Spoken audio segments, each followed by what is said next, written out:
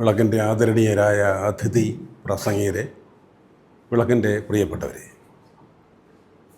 സാധാരണ ഇവിടെ സൂചിപ്പിച്ചതുപോലെ ചർച്ചയെല്ലാം അവസാനിക്കുന്നതോടെ അതിനെ ഒന്ന് പൊളിച്ചടുക്കാനാണ് ഞാൻ പ്രസംഗിക്കാറുള്ളത്. ഇന്നിപ്പോൾ ആദ്യമേ വിളിച്ചിരിക്കുകയാണ്. എനിക്ക് തോന്നുന്നു ആമുഖപ്രസംഗം നടത്തിയ ശ്രീ ബാബു, അനുബന്ധ പ്രഭാഷണം നടത്തിയ ശ്രീ അരുണും വളരെ മാന്യമായിട്ടാണ് സംസാരിച്ചത്. ഞാനെന്തെങ്കിലും പോകൃത്തരം പറയുമെന്ന പ്രതീക്ഷയിലാണ് എന്നെ പ്രസംഗിക്കാൻ വിളിച്ചിരിക്കുന്നത്.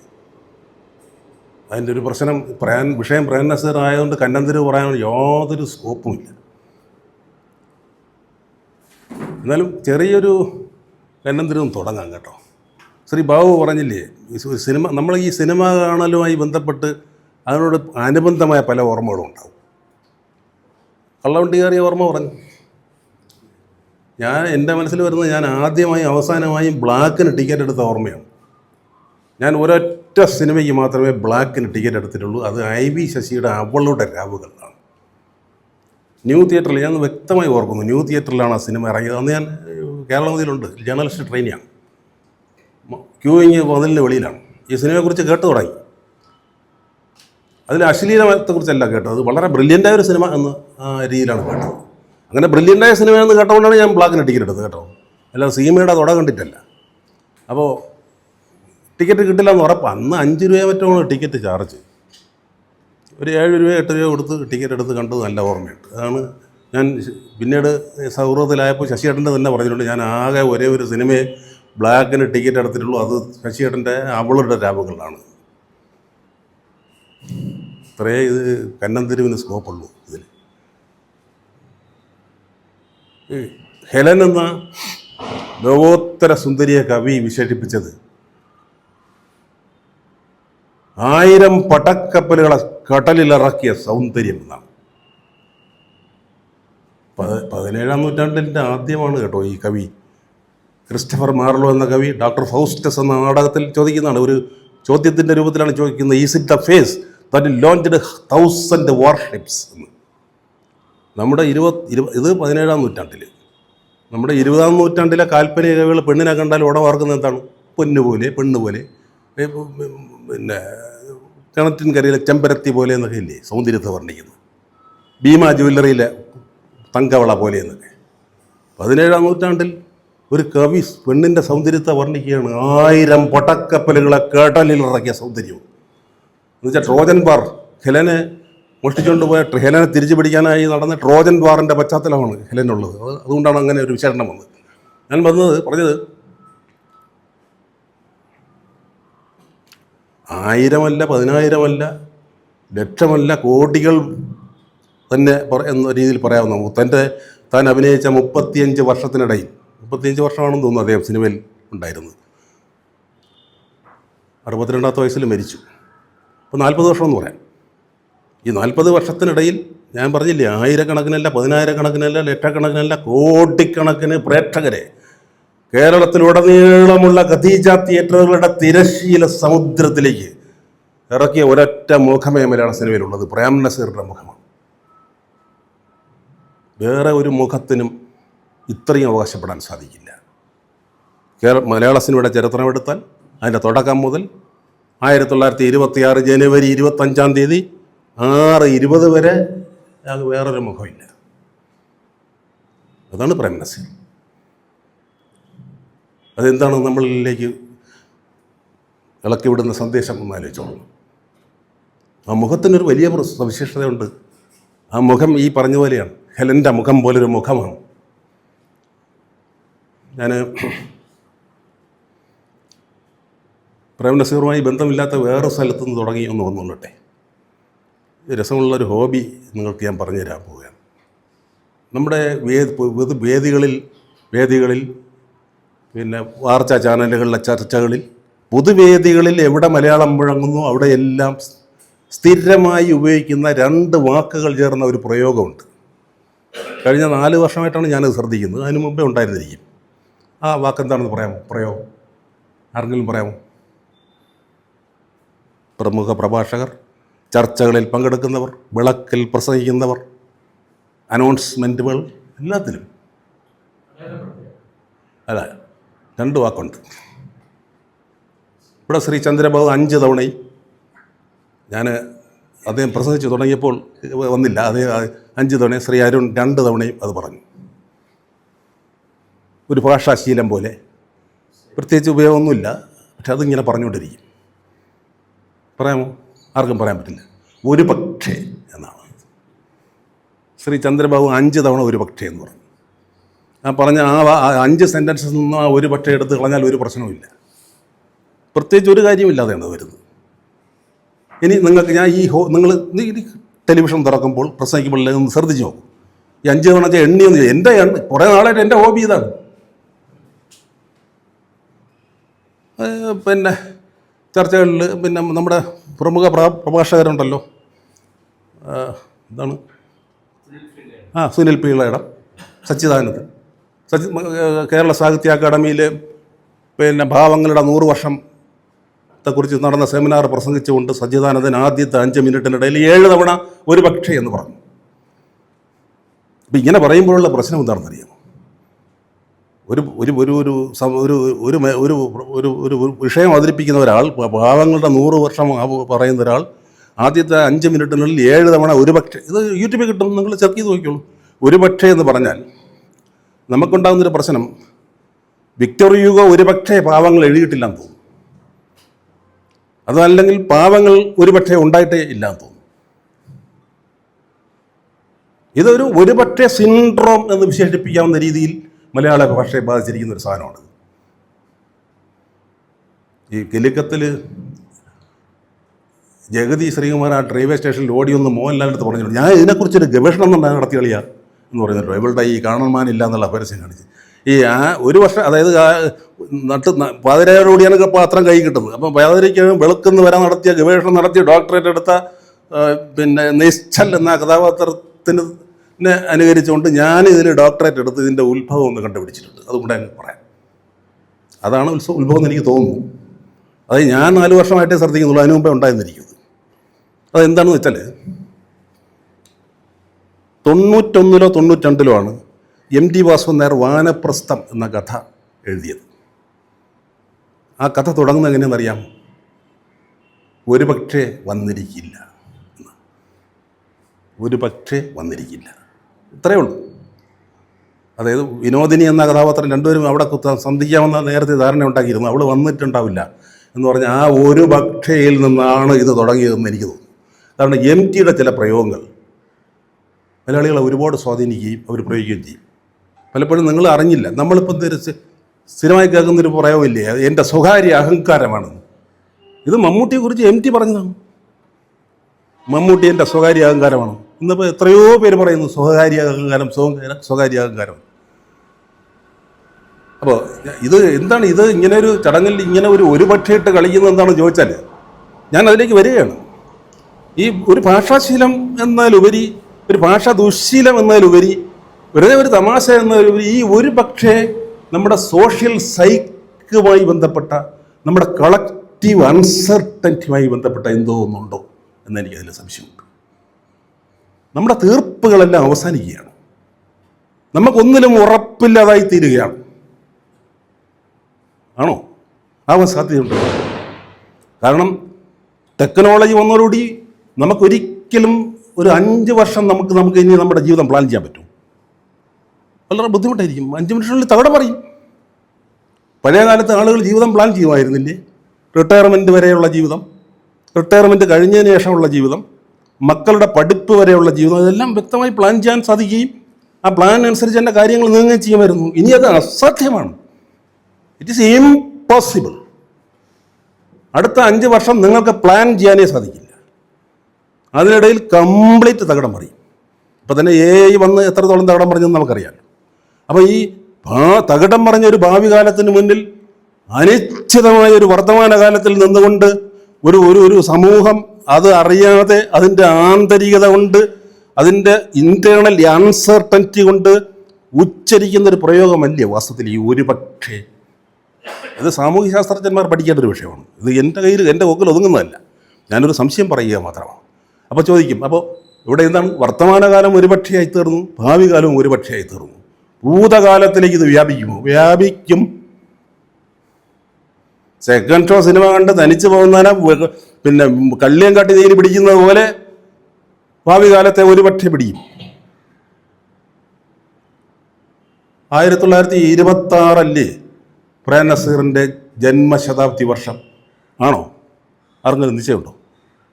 കേരളത്തിൽ എവിടെയെങ്കിലും ഇത് ആഘോഷിക്കുന്നുണ്ടോ? പ്രേം നസീറിൻ്റെ ജന്മശതാബ്ദി കേരളത്തിൽ അതിനർഹമായ രീതിയിൽ ആചരിക്കുന്നുണ്ടോ? ഇല്ല. എന്താണ് കാരണം? ആ ഇയറിലൊക്കെ സംശയമുണ്ട്.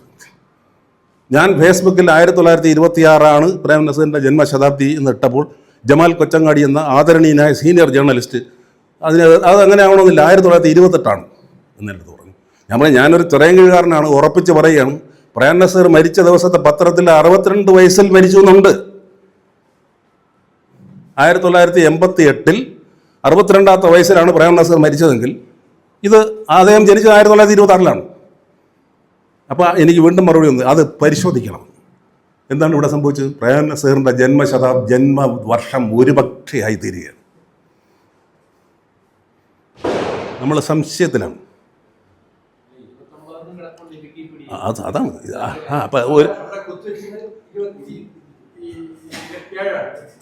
ഞാൻ പറയുന്നത്. ഞാൻ ജോലി ചെയ്ത പത്രത്തിൽ 1988 പ്രേം നസീർ മരിക്കുമ്പോൾ ബ്രാക്കറ്റിൽ പ്രേം നസീർ 62 വയസ്സെന്നാണ് കൊടുത്തിരുന്നത്. അത് വെച്ച് കണക്കാക്കിയ 26. കേരളത്തിൽ എവിടെയും പ്രേം നസീറിൻ്റെ ജന്മശതാബ്ദി വർഷം എന്താണ് പ്രതിഭാസം എന്നല്ലേ നമ്മൾ വിളിച്ചത്. CR അതിനോട് പ്രശംസിക്കുകയും ചെയ്തല്ലോ. ആ പ്രതിഭാസത്തിന് യോജിച്ച ഗ്രാൻഡ്വറിൽ ആഘോഷിക്കപ്പെടുന്നതില്ല, ആചരിക്കപ്പെടുന്നതില്ല. ആഘോഷിക്കാമല്ലോ, ജന്മവർഷമാകുമ്പോൾ ആഘോഷിക്കാവുന്ന, ആചരിക്കേണ്ട. അങ്ങനെ സംഭവിക്കുന്നില്ല. എന്താണെന്ന് വെച്ചാൽ അതിൽ കൺഫ്യൂഷനാണ്. അത് ഒരുപക്ഷെ ആയി കഴിഞ്ഞിരിക്കുന്നു. അപ്പോൾ നാളെ ഈ പ്രേം നസീർ ഒരു പക്ഷേയായി തീരും. അവിടെയാണ് എൻ്റെ സംശയം. ഞാൻ ഒരു പക്ഷേയും ഇല്ലാതെ പറയുകയാണ്, പക്ഷേയും ഇല്ലാതെ പറയുകയാണ്. പ്രേം നസീർ എന്ന നടൻ നാളെ എന്നല്ല, ഇന്ന് തന്നെ അപ്രസക്തനായി തീർന്നു കഴിഞ്ഞു. പ്രേം നസീർ എന്ന മനുഷ്യനും മാഞ്ഞു പോകുമായിരിക്കാം. പക്ഷെ പ്രേം നസീർ എന്നൊരു മെറ്റഫർ ഉണ്ട്, പ്രേം നസീർ എന്നൊരു ആർക്കി ടൈപ്പ് ഉണ്ട്. അതവിടെ കിടക്കും, അതിനൊരു രക്ഷയില്ല. നമ്മൾ യുഗപുരുഷൻ എന്നൊക്കെ പറയുമ്പോൾ എന്താണ് ഉദ്ദേശിക്കുന്നത്? ഒരു നൂറ്റാണ്ട് ഒരാളെ മാത്രം ഏൽപ്പിക്കുന്ന ഒരു ദൗത്യമുണ്ട് ആ യുഗപുരുഷൻ എന്ന പ്രയോഗത്തിന് പിന്നിൽ. ഒരു നൂറ്റാണ്ട് ഒരാളെ മാത്രം, ഒരു നൂറ്റാണ്ടല്ലെങ്കിൽ ഒരു യുഗം, 2-3 നൂറ്റാണ്ടുകൾ ചേർന്ന ഒരു യുഗം എന്നൊക്കെ വേണമെങ്കിൽ പറയാം. ഒരാളിൽ മാത്രം ഏൽപ്പിക്കുന്ന ഒരു ദൗത്യവും അതിൻ്റെ നിർവഹണവും ഉണ്ട്. അതാണ് പ്രേം നസീർ. ഞാൻ പ്രേം നസീറിനെ ഒറ്റ വാക്യത്തിൽ വളരെ സിമ്പിളായിട്ടും ലളിതമായും കേൾക്കുമ്പോൾ പൈങ്കിളിയാണെന്ന് തോന്നുന്ന രീതിയിലും ഒന്ന് പറഞ്ഞാൽ, 60കളിലെയും 70കളിലെയും മലയാളി പെൺകൊടിമാർ അവർ യഥാർത്ഥത്തിൽ കല്യാണം കഴിക്കുന്നതിന് മുമ്പ് കല്യാണം കഴിച്ച പ്രേം നസീറിനെ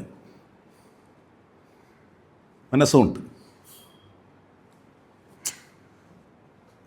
കേരളക്കരയിൽ ഒരു കാലത്ത് സംഭവിച്ചതും പിന്നീട് മാഞ്ഞു പോയതുമായ ഒരു പ്രേമയുഗത്തിൻ്റെ പെർസോണിഫിക്കേഷനാണ് പ്രേം നസീർ. അതാണ് ഞാൻ മെറ്റഫർ എന്നും ആർക്കിടൈപ്പ് എന്നും പറയുന്നത്. പിന്നെ ഏതോ നിലാവുള്ള രാത്രിയിൽ മനസ്സിൽ കുരവയോർന്നപ്പോൾ പ്രേം നസീറിൻ്റെ വിവാഹം കഴിച്ച പുൽവരമ്പിലൂടെ വന്ന ഇടവഴികളിലൂടെ വന്ന ആ കസവ് ധാവണിക്കാരികളൊന്നും ഇപ്പോൾ ഇല്ല. പക്ഷേ എവളുമാരൊക്കെ ഇവിടെ ഉണ്ടായിരുന്നു എന്നതിന് തെളിവായിട്ട് പ്രേം നസീർ മെറ്റഫർ ഉണ്ട്. ശംഖുപുഷ്പം കണ്ടെഴുതുമ്പോൾ ശകുന്തളയെ നിന്നെ ഓർമ്മ വരും എന്നല്ലേ സിനിമ പാട്ട്.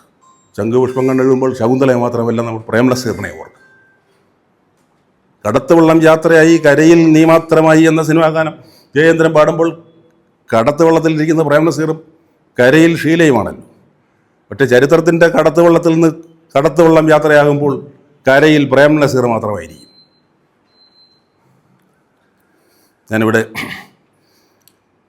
രണ്ടുപേരുടെയും പ്രബന്ധ നിങ്ങളിലേക്ക് വരണം. ഇത് ചർച്ച ഞാൻ എപ്പോഴും പറയാറുണ്ട്, ചർച്ച എന്ന് പറയും അതിൽ തൊടാതിരിക്കരുത്. എൻ്റെ ഒരു പ്രേം നസീറിൻ്റെ ഒരു ചരിത്രബദ്ധമായ ഒരു ചിത്രം ശ്രീ ചന്ദ്രബാബു കൂടെ അവതരിപ്പിച്ചു. ശ്രീ അരുൺ മാറിയ മലയാള സിനിമ, നമ്മൾ ഒരു പക്ഷേയുമില്ലാതെ അതങ്ങ് പറയുകയാണ്. മാറിക്കഴിഞ്ഞു, മാറുന്ന മലയാള സിനിമയല്ല, മാറിയ മലയാള സിനിമയാണ്. അപ്പോൾ അദ്ദേഹം അതിൻ്റെ ആ സിനിമയുടെ അതിൻ്റെ ഒരു സിനിമാ രംഗം, അതിൻ്റെ ഒരു ബിസിനസ് പശ്ചാത്തലം എന്താണ്, എൻ്റെ മറ്റേ കാരവനുമൊക്കെ ചേർന്നൊരു ലോകമുണ്ട് ഇപ്പോൾ മലയാള പിള്ളേഴ്സിൽ, അതിനെക്കുറിച്ചാണ് അദ്ദേഹം പറഞ്ഞത്. ഞാൻ ആ സിനിമയെക്കുറിച്ച് തന്നെ ഒന്ന് പറഞ്ഞാലോ എന്നാണ് ആലോചിക്കുന്നത്. മലയാള സിനിമ മാറിക്കഴിഞ്ഞു. എന്താണ് സംശയം? മലയാള സിനിമ ഭയങ്കരമായി മാറി. ഞാൻ കഴിഞ്ഞ എം കൃഷ്ണൻ നായർ സാറിനെ കുറിച്ചുള്ള പ്രഭാഷണത്തിൽ സമകാലീന മലയാള സാഹിത്യത്തെ സമ്പൂർണ്ണമായും തള്ളിക്കളഞ്ഞുകൊണ്ടാണ് സംസാരിച്ചത്, അല്ലേ? നഖം പോലും ബാക്കി വയ്ക്കാതെ. അതൊരു അതിശയോക്തിയാണ്. അത് ഒരു വേണമെങ്കിൽ ഒരു കൊടുങ്കാറ്റുണ്ടാവട്ടെ ചർച്ചയിലെന്ന് പറഞ്ഞാൽ ഞാനത് പറഞ്ഞു. പക്ഷേ ഒരൊറ്റയാൾ പോലും അതിനെ എതിർത്തുകൊണ്ട് ഇവിടെ വന്ന് സംസാരിച്ചില്ല. മലയാള സാഹിത്യം എവിടെ പോയി തൊലഞ്ഞാലും എനിക്കൊന്നുമില്ല എന്ന മനോഭാവത്തോടു കൂടിയാണ് ഇവിടെ ഓരോരുത്തരും ഇരിക്കുന്നത്. ഇവിടെയാണ് പ്രശ്നം. നിങ്ങളെന്തിനാണ് ഈ ലോക സമാധാന സമ്മേളനത്തിൽ സംസാരിക്കുന്നത് പോലെ വിളക്കിൻ്റെ ചർച്ചയിൽ സംസാരിക്കുന്നത്? സമാധാനത്തിൽ നിന്ന് മഹത്തായ കലാസൃഷ്ടികളോ മഹത്തായ പ്രഭാഷണമോ ഉണ്ടാവില്ല, ടർബുലൻസ് ഉണ്ടാവൂ. ഒരാളത്ത് ചോദിച്ചു, നിങ്ങൾ യുദ്ധവും സമാധാനം വായിച്ചു ഉള്ള സമാധാനം പോയി. അയാൾ പ്രശംസാപൂർവ്വമാണ് പറഞ്ഞത്. ഒരു കലാസൃഷ്ടി നമ്മളിൽ സമാധാനമല്ല ഉണ്ടാക്കേണ്ടത്. അപ്പോൾ ഞാൻ പറയുന്നതിനെ അടിക്കും നിങ്ങൾ. എന്തുകൊണ്ടാണ് നിങ്ങൾ ഞാൻ പറയുന്നതിനെ എതിർക്കാത്തത് എന്നാണ് ഞാൻ ചോദിക്കുന്നത്. ഞാൻ കുറേ കാര്യങ്ങൾ പറയുന്നില്ലേ? ഞാൻ മലയാള സാഹിത്യത്തെ മുഴുവൻ അങ്ങ് തള്ളിക്കഴിഞ്ഞാൽ ഒരാൾ വന്ന് പറയണ്ടേ, പോക്കർത്തരം പറയരുത്. കാരണം ഞാൻ അങ്ങനെ തള്ളിക്കളയുമ്പോഴും ഒറ്റ കലാസൃഷ്ടികൾ എന്നെ വിസ്മയിപ്പിച്ചിട്ടുള്ള കലാസൃഷ്ടികളുണ്ട്. ഞാനത് ഒന്ന് മാസ്ക് ചെയ്തിട്ട് അത് പറയുകയാണ് ഒരു ചർച്ചയ്ക്ക് വേണ്ടി. എന്നിട്ട് അതിനെ സ്പർശിക്കുന്നേ ഇല്ല. അപ്പം ഞാൻ പറഞ്ഞത് സമകാലീന മലയാള സാഹിത്യത്തെ തള്ളിപ്പറഞ്ഞ ഞാൻ സിനിമയിൽ വരുമ്പോൾ അതിൻ്റെ നേരെ എതിരറ്റത്തേക്കാണ് പോകുന്നത്. മലയാള സിനിമയിലെ ഈ പുതിയ കുട്ടികൾ അവർ ടെക്നീഷ്യൻസ് ആവാൻ, അഭിനേതാക്കളാവാൻ, സംവിധായകരാവാം, എന്നെ അത്ഭുത പരതന്ത്രനാക്കുന്നു എന്ന് ഞാൻ നിങ്ങളുടെ മുമ്പിൽ തുറന്നു പറയുകയാണ്. ഞാൻ ഭ്രമയുഗം കാണുന്നു. എന്താണ് ഞാൻ സ്ക്രീനിൽ കാണുന്നത്? ഞാൻ ലോക സിനിമയാണ് കാണുന്നത്. ഞാൻ മലയാള സിനിമ കാണുന്നില്ല ഭ്രമയുഗത്തിൽ. ഞാൻ DS ഹീറോ കാണുന്നു. അത് 10 മിനിറ്റ് കാണുമ്പോൾ തന്നെ എനിക്ക് മനസ്സിലായി കഴിഞ്ഞു, ഇറ്റ് ഈസ് വേൾഡ് ഫിലിം. ലോക സിനിമയാണ് DS ഹീറോ, അതൊരു മലയാള സിനിമയേ അല്ല.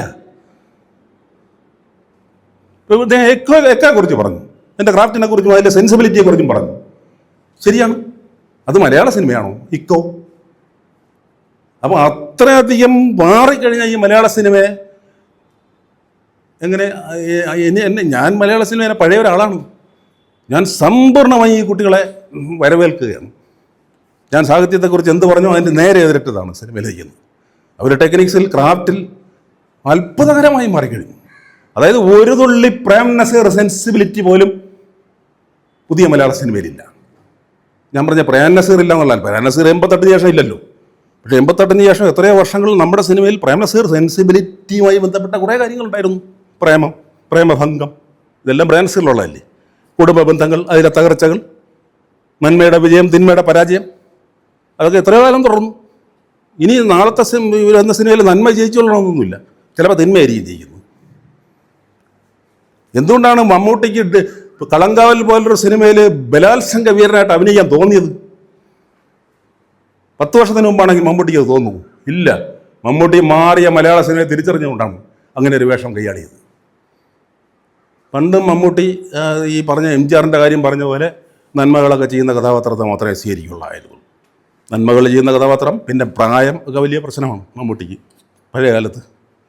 ഇപ്പോൾ എന്താണ് മമ്മൂട്ടി ഏത് കോലത്തിലും അഭിനയിക്കില്ല. അത് മമ്മൂട്ടിയിൽ വന്ന മാറ്റം എന്നതുപോലെ തന്നെ മാറിയ മലയാള സിനിമയെ ഉൾക്കൊള്ളുന്നതിൻ്റെ ഒരു ചിത്രം കൂടിയാണത്. 10 വർഷത്തിന് മുമ്പ് മമ്മൂട്ടി അങ്ങനെയൊന്നും അഭിനയിക്കില്ല. ഇനി രക്ഷയില്ല അങ്ങനെ അഭിനയിക്കാതെ എന്ന് വന്നു കഴിഞ്ഞു. അപ്പോൾ എനിക്ക് തോന്നുന്നു ഇവിടെ ഇരിക്കുന്നവർ മലയാള സിനിമ കാണുന്നില്ലെന്ന്. DS ഹീറോ കണ്ടോ നിങ്ങളാരെങ്കിലും? ഇല്ല. ഭ്രമയുഗം കണ്ടോ? ഇല്ല. ഞാൻ ഒരു കാര്യം പറയാം, നിങ്ങൾ സാഹിത്യം വായിച്ചില്ലെങ്കിലും ഒന്നുമില്ല, സാരമില്ല. നിങ്ങൾ ഒരിക്കലും സിനിമ കാണാതിരിക്കരുത്. അത് മലയാള സിനിമ മാത്രമൊന്നുമല്ല, ലോക സിനിമ യൂട്യൂബിൽ കിട്ടുന്നില്ല. കാരണം സിനിമയാണ് എപ്പോഴും ഏറ്റവും പുതിയ കാര്യങ്ങൾ ആദ്യം വരുന്ന കലാരൂപം. സിനിമ കാണാതിരിക്കുകയായിരുന്നു, നിങ്ങൾ ഇല്ലിറ്ററേറ്റായി മാറും. സാഹിത്യം വായിച്ചില്ലെങ്കിൽ ഇനി സാരമൊന്നുമില്ല, കഥയൊന്നും വായിക്കേണ്ട ആവശ്യമൊന്നുമില്ല. പക്ഷേ സിനിമ കാണാതിരിക്കരുത്. അത് നിങ്ങൾ മലയാള സിനിമ തന്നെ ലോക സിനിമയുടെ ഭാഗമായിട്ട് കാണാവുന്ന രീതിയിൽ മലയാള സിനിമ മാറിക്കഴിഞ്ഞു. അപ്പോൾ ഇനിയിപ്പോൾ ഒറ്റ ചോദ്യമേ ഉള്ളൂ, ഇങ്ങനെ അങ്ങ് മാറിക്കഴിഞ്ഞെങ്കിൽ പിന്നെ പ്രേം നസീർ ഉണ്ടോ? പ്രേം നസീർ ഉണ്ട്. അല്ലേ ഞാൻ പറഞ്ഞുകൊണ്ടിരിക്കുന്നത്. മായാജാലക വാതിൽ തുറക്കും മധുര സ്മരണകളെ എന്ന പാട്ട് കേൾക്കുമ്പോൾ നിങ്ങൾ യേശുദാസിനെയാണോ ഓർക്കുന്നത്, പ്രേംനസീറിനെയാണോ ഓർക്കുന്നത്? നിങ്ങൾ പ്രേംനസീറിനെ തന്നെയാണ് ഓർക്കുന്നത്. 1000 പാദസരങ്ങൾ കിലുങ്ങിയ ആലുവ പുഴ പിന്നെയും ഒഴുകിയെന്ന പാട്ട് കേൾക്കുമ്പോൾ നാളെ മലയാള സിനിമയുടെ ആലുവ മണപ്പുറത്തൂടെ ഒരുപാട് നദി ഒഴുകുകയും ഒരുപാട് കടത്തുവള്ളങ്ങൾ കടന്നു പോവുകയും ചെയ്യും. പക്ഷെ അതിൽ ഏതോ ഒരു വള്ളത്തിൻ്റെ അരികിൽ പ്രേംനസീർ ആ ഗിത്താർ വെച്ചിരുന്ന് പാടുന്നുണ്ടാവും. അതാണ് പ്രേംനസീർ. അതൊരു പ്രതിഭാസമാവുന്നത് അങ്ങനെയാണ്.